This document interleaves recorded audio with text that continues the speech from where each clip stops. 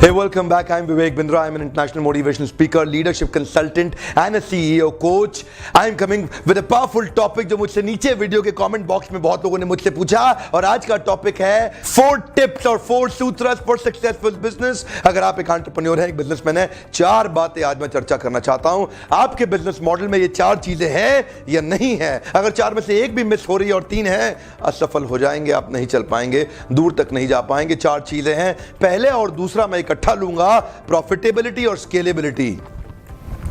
एक बड़ा व्यापार बनाना चाहते हैं, if you want to develop a high performing powerful business in the world, a world class organisation is what you want to develop, you got to focus on 2 things, profitability and scalability. कई ऐसे धंधे होते हैं जिनमें profit तो बहुत है पर स्केलेबल नहीं है। कई ऐसे धंधे भी हैं जो स्केलेबल तो बहुत हैं पर प्रॉफिटेबल नहीं है। You got to focus on both the things. कई फ्रेंचाइज आजकल बहुत सारे ग्रुप बन गए हैं जो बहुत सारे फ्रेंचाइजीज बांट रहे हैं, एग्जीबिशंस होती हैं, जाकर के देखिए। वो धंधे इतने स्टैंडर्ड ऑपरेटिंग प्रोसीजर से बने हुए हैं, सिस्टम्स और प्रोसेस पे बिल्ड हो रखे हैं, उनमें स्टेप्स दिए गए हैं, डिजाइंड सिस्टम्स और प्रोसेस दिए गए हैं जिसमें कॉस्ट वेस्टेज सब चीजों को सेव किया जाता है। पर फिर भी हम देखते हैं वो स्केलेबल हो गए हैं, वो बढ़ाए जा सकते हैं, उसमें नया सेटअप लगाना इजी है, उसको नया तरीके से रेप्लिकेट करना आसान है, पर ग्रॉस मार्जिन नहीं है, प्रॉफिटेबिलिटी नहीं है।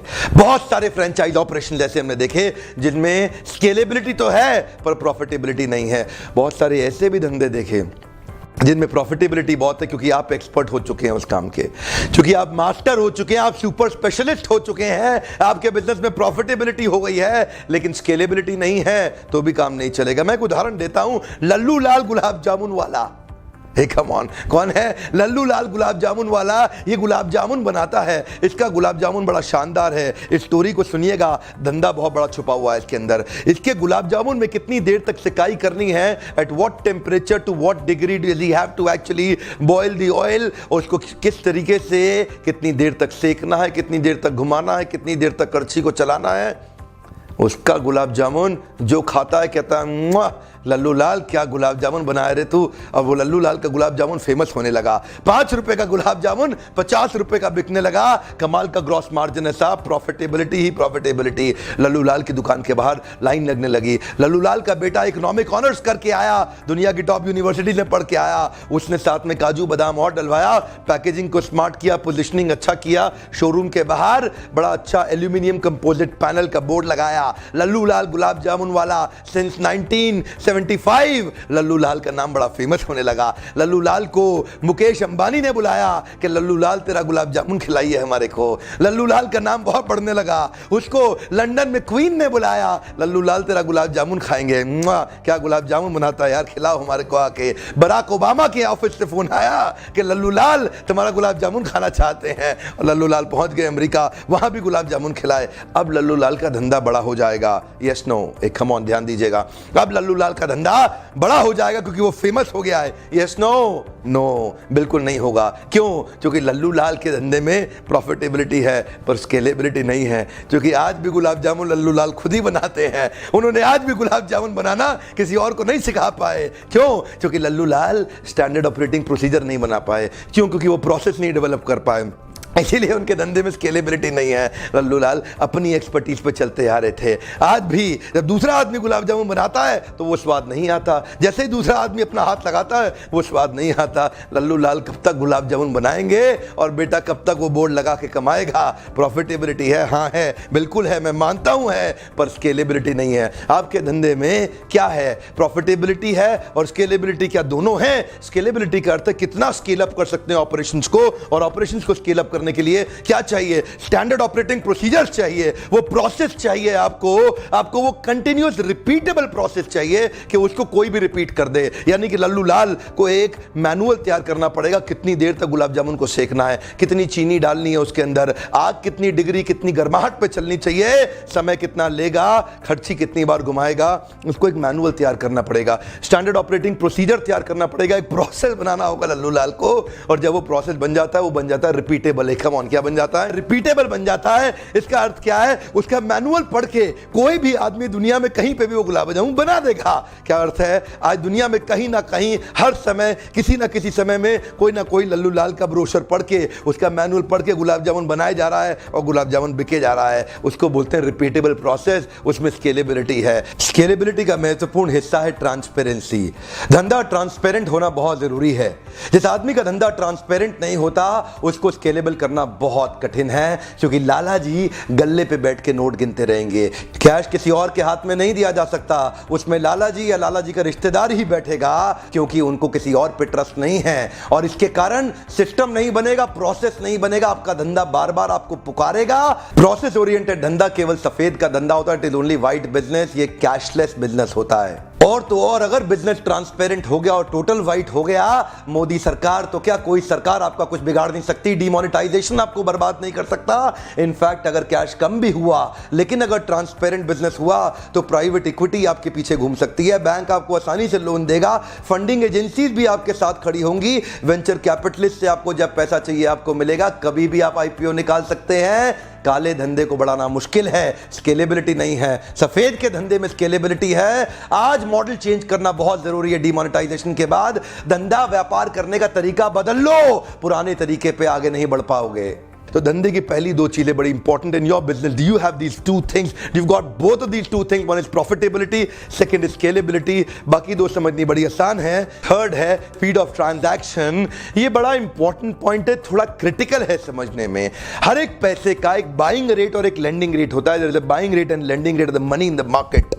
When you buy the money in the market, तो every capital expense, whether it's a capex or an opex, you have to account for the cost of the speed of transaction.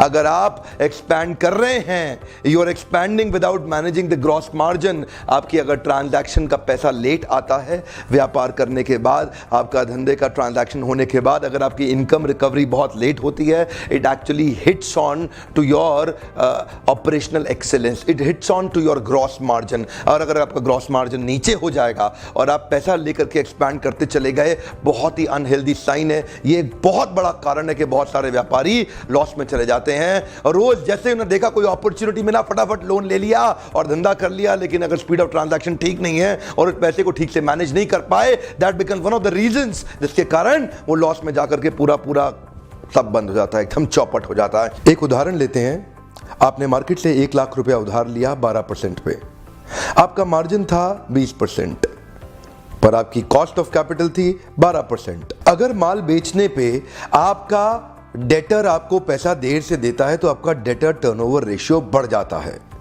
Debtor turnover ratio बढ़ने से आपकी cost of capital और महंगी हो जाएगी। क्यों? क्योंकि कलेक्शन डिले हो गया है। इससे आपके व्यापार में कैश फ्लो स्टेटमेंट बनता है। अगर आपकी पेमेंट की रिकवरी बहुत डिले हो गई है तो आपका कैश आउटफ्लो तो बढ़ रहा है पर कैश इनफ्लो घट रहा है, जिसके कारण आपकी कंपनी में कैश डेफिसिट हो जाएगा। इसीलिए हम बोल रहे हैं expansion without gross margin is committing suicide. Why? Because there is no speed of transaction. Actually लंबे समय तक अगर कैश आउटफ्लो बढ़ता रहे और कैश इनफ्लो घटता रहे, पेमेंट आए नहीं और आपका खर्चा होता चला जाए, तो आपकी कॉस्ट ऑफ कैपिटल एक चक्रवर्ती ब्याज के रूप में आपके धंधे को खराब कर देती है। So one more time, expansion without managing your gross margin is committing suicide। अगर आपका ट्रांजैक्शन तेज हो रहा है, रियल एस्टेट के धंधे में बहुत दिक्कत आ गया, कैपिटल एक्सपेंडिचर इतना कर दिया, बड़ा लैंड लिया, बिल्डिंग तैयार कर दिया, बिकने में बहुत समय लग गया, लोगों से पेमेंट आने में बहुत टाइम लग गया और उस पैसा जो आया था उन्होंने उसको कहीं और इन्वेस्ट कर दिया। वही कारण है कि रियल एस्टेट कंपनीज में आज हिंदुस्तान के अंदर इतना बड़ा रिसेशन, इतनी बड़ी प्रॉब्लम, बहुत से रियल एस्टेट के लोग खत्म हो गए, बर्बाद हो गए, दिवालिया हो गए, भाग गए, लोगों को उनकी प्रॉपर्टी नहीं दी। क्यों? क्योंकि उन्होंने इसको अकाउंट ही नहीं किया। Speed of transaction is very important. और आज का मेरा चौथा पॉइंट है competitive advantage. What is that one special thing that you have in your business that your competitors are not having? दुनिया भर की डीलर डिस्ट्रीब्यूटर कॉन्फ्रेंसेस करता हूं मैं, कॉम्पिटिटिव एडवांटेज पे ही बात करता हूं। ऐसा लगभग कोई बड़ा कॉर्पोरेट नहीं है हिंदुस्तान में जिसके लिए मैं प्रोग्राम्स नहीं कर रहा या जिसके लिए मैं लीडरशिप डेवलपमेंट नहीं कर रहा। ऑफ कोर्स ये वीडियोस हिंदी में मैं इसलिए बनाता हूं ताकि हिंदुस्तान की आम जनता को भी एम्पावर कर सकूं। ये बिजनेस मॉडल मॉडल की जो 4 बातें बताई है ना, do not take them ordinary. ये 4 चीजों को ध्यान रखना अपने मॉडल को सेव करने के लिए। कॉम्पिटिटिव एडवांटेज बहुत इंपॉर्टेंट है। पृथ्वी के इतिहास में अगर कोई भी फर्स्ट जनरेशन एंटरप्रेन्योर लखपति से करोड़पति बना है, करोड़पति से अरबपति बना है, अरबपति से खरबपति बना है, तो वो केवल कॉम्पिटिटिव एडवांटेज के कारण बना है। ये जो कॉम्पिटिटिव एडवांटेज होता है ना, ये आपको वो एडवांटेज दे देता है। जानते हैं, अगर एक लाल समुद्र में जहां सारी मछलियां एक दूसरे को काट रही हैं, पीट रही हैं, खूनम खून हो चुका है, इसको बोलते हैं रेड ओशन, जहां पे सब लोग अपना अपना मार्केट शेयर कैप्चर करने की कोशिश कर रहे हैं, सब एक दूसरे को काट रहे हैं, पीट रहे हैं, खून चूस रहे हैं, कोई किसी को खा रहा है, कोई किसी को खा रहा है। आजकल बड़ी मछली छोटी मछली नहीं, आजकल छोटी मछलियां मिलकर बड़ी मछली को खाने की फिराक में हैं। इसको बोलते हैं रेड ओशन, जहां बहुत कंपटीशन है। कॉम्पिटिटिव एडवांटेज ये वो एक चीज है जो आपको इस रेड ओशन से ब्लू ओशन में ले जाएगा। और ब्लू ओशन क्या है? जहां पूरा मार्केट शेयर आप ही का है, and then you are the competition, there is no competition. Here there is lot of competition, but here you are the competition, there is no competition, because you are the only one, you are not the number one, you are the only one. Look at this, he is number 1, he is number 2, there are other numbers, he is number 1, he is number 2, बहुत numbers हैं, but here you are the only one. If you try to be the best, you will be number 1, but if you try to remain unique, you will be the only one. Competitive advantage gives you uniqueness. अगर आप number 1 होने की कोशिश करेंगे, अगर आप best होने की कोशिश करेंगे तो number 1 हो जाएंगे इसमें। लेकिन if you remain unique with your competitive advantage, आपके ऊपर वो advantage जो आपके competition के पास नहीं है, आपके पास वो कौन सी ताकत है? Why should your customer buy from you?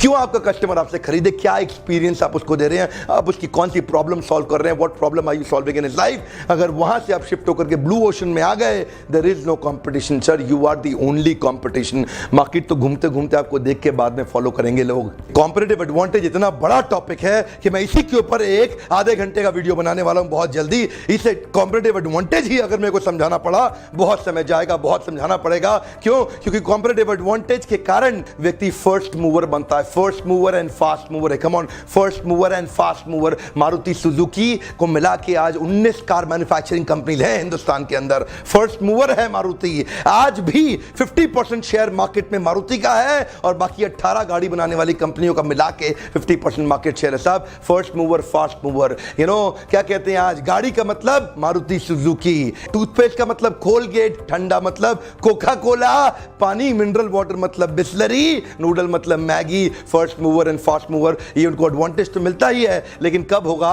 ये तब होगा जब आपके पास कॉम्पिटिटिव एडवांटेज शुरुआत में हो। शुरुआत में मार्केट का नीड आप समझें कि आपके इलाके में सबसे बड़ी कस्टमर की जरूरत क्या है जो और कोई नहीं सर्व कर रहा है, और आप सॉल्व करें। ये बड़ा टॉपिक है, समय लगेगा, पर अभी शॉर्ट में मैं आपको बताना चाहता हूं। Competitive advantage is about unique signature strength of your business.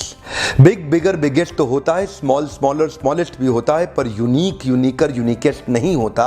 वो कौन सी आपकी यूनिक सिग्नेचर स्ट्रेंथ है जो आपके किसी कॉम्पिटिटर के पास नहीं है? कॉम्पिटिटिव एडवांटेज एक्चुअली 2 तरह की होती है, एक कॉस्ट एडवांटेज और दूसरा डिफरेंशिएशन एडवांटेज। कॉस्ट एडवांटेज का मतलब है आपके पास भी वही प्रोडक्ट है जो बाकी सबके पास है, लेकिन लोअर प्राइस पे है। और डिफरेंशिएशन एडवांटेज वो होता है आपके पास एक ऐसा यूनिक प्रोडक्ट है जिसको आप एक प्रीमियम प्राइस पे बेच सकते हैं। आपको डिस्काउंट देने की जरूरत नहीं है, क्योंकि आपका प्रोडक्ट एक यूनिक प्रोडक्ट है जो आपको एक डिफरेंशिएशन एडवांटेज देता है। कॉम्पिटिटिव एडवांटेज ही है जो आदमी के धंधे को कई गुना ऊपर ले जाता है। कि ये 4 चीजें आपके बिजनेस मॉडल को सेफ कर देती हैं। सारे व्यापारी आज डूब रहे हैं, बर्बाद हो रहे हैं, जिनको मुझे देख के दुख लगता है। इसलिए मैं आज इतने वैल्यूएबल वीडियोस फ्री में देना चाह रहा हूं आपको, आपका फायदा हो जाए, उसी में मेरा फायदा है। कोई मुझसे पूछ रहा था, बिंद्रा जी वीडियो की रॉयल्टी मिलती है क्या? अरे रॉयल्टी नहीं चाहिए, आप लोगों की लॉयल्टी चाहिए, और वही लॉयल्टी, वही प्यार। आप मेरे मकसद को ज्वाइन कर लीजिए, हिंदुस्तान को एम्पावर करने के लिए, कि यहां का कोई बिजनेसमैन अगर आपका दोस्त है और वो अपने बिजनेस को बढ़ाना चाहता है, उसको ये 4 स्टेप जरूर शेयर करिएगा, उसका फायदा हो जाएगा। उसको व्हाट्सएप पे पर्सनल विंडो पे शेयर कर दीजिए, ग्रुप में डाल दीजिए, उसका बहुत फायदा होगा। ये 4 स्टेप फॉलो करके इसके ऊपर मैं एक और मैनुअल और एक वीडियो बनाने जा रहा हूं, जिसको देखने के लिए वापस आइएगा। आपसे मिलकर बहुत अच्छा लगता है, यकीन मानिए ये समय मेरा आप ही के लिए है। आपका बहुत बहुत धन्यवाद।